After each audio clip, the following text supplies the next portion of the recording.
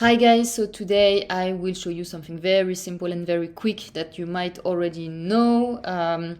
So we know that we need to soak and or ferment grains and pseudo grains before consuming them because they have anti-nutrients. So we deactivate the anti-nutrients with soaking and fermentation. So this is something that we have to do. Well, we don't have to, but it's much better to do when we want to eat grains, nuts, and seeds, soaking and fermentation, or just at least soaking. So the question is, how do you do that? How do you deactivate the anti-nutrients when you want to consume flour? Okay, so I personally mainly consume buckwheat flour and teff flour, but it will be the same if you use any other type of flour. If it's flour from grains, from pseudo grains, or from anything else, actually, you can ferment the flour. That will deactivate the anti-nutrients, and it will also start to break down the sugar, so it will be much easier to digest. So this is what I will show you today in this video. Very, very simple. Okay, so here the ingredients. So I will use flour. This is teff and buckwheat flour, but mainly buckwheat. And I will use yogurt. So this is just raw milk that I let clobbered. So you know that raw milk never goes bad. It just ferments and it becomes yogurt and then cheese.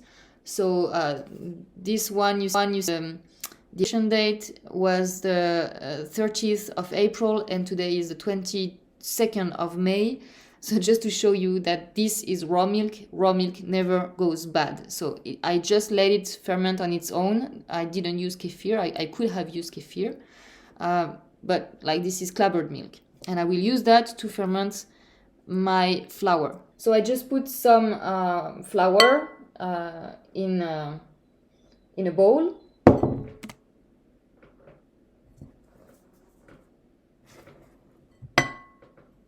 So here, and what I will do, I will just add the milk, the fermented milk, so the clobbered milk.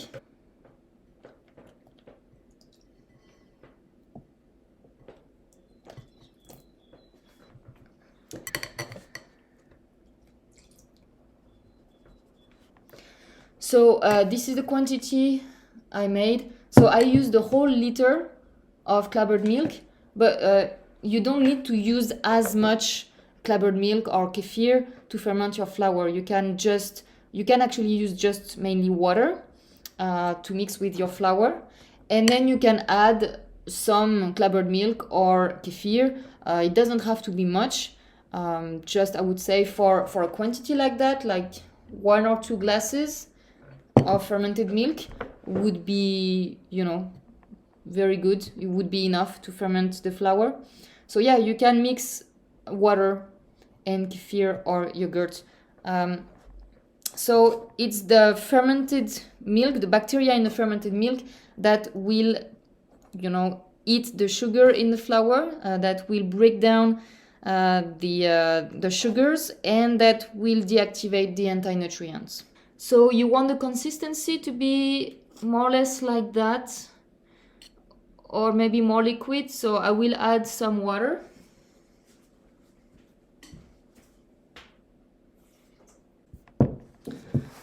So you mix it well, and you add some salt.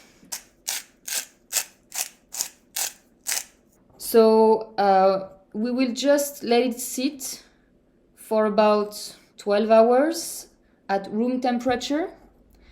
So the fermentation time depends on how much kefir or yogurt you use and on the temperature. So the more kefir or yogurt you use, the faster it will ferment, and the higher the temperature, the faster it will ferment. Okay.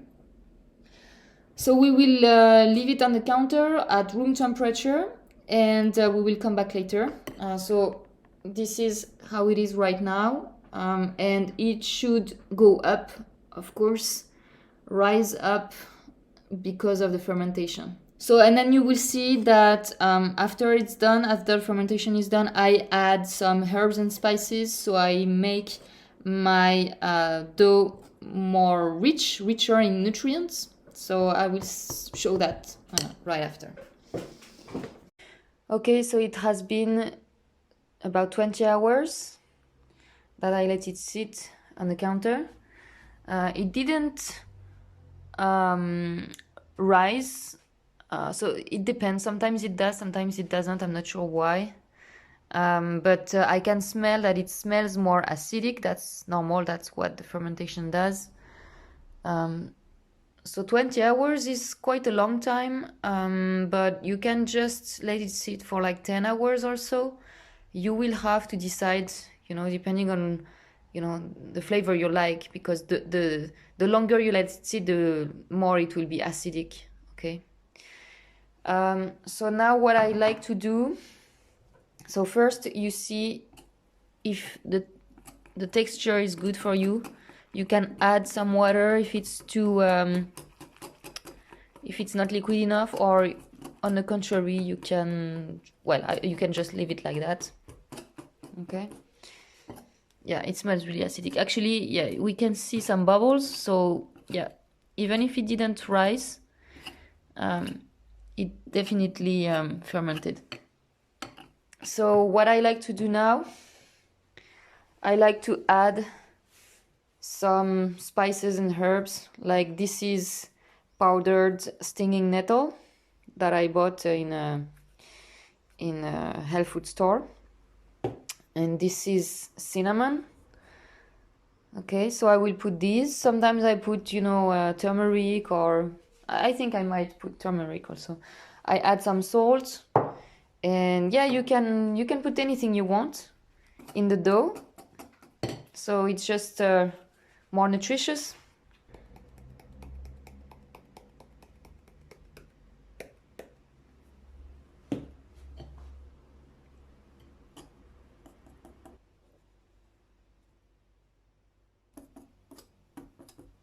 So I will add some eggs, pasture-raised chicken's eggs, of course, the best quality possible as always. When you add eggs in your dough, it will just give it more consistency, and it will be easier to cook. It won't stick as much to the pan. It's just easier to cook when you put eggs, and again, it's more nutrition. So yeah, that's what I will do. Okay, so here I put 3 eggs. I could have put 4, maybe I will put a 4th one, I'm not sure, it depends on the consistency of the dough. Okay, now we will cook it. So you always have to cook with saturated fat, okay? So butter is good. Even better than butter would be duck fat or tallow or lard. You can also use extra virgin coconut oil, because saturated fats can handle heat, whereas polyunsaturated fat or monounsaturated fat are very sensitive to heat.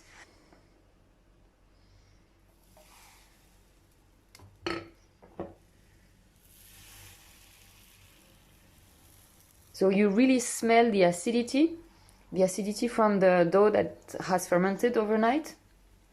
So again, if you don't like when it's too acidic, you will just need to ferment it less time.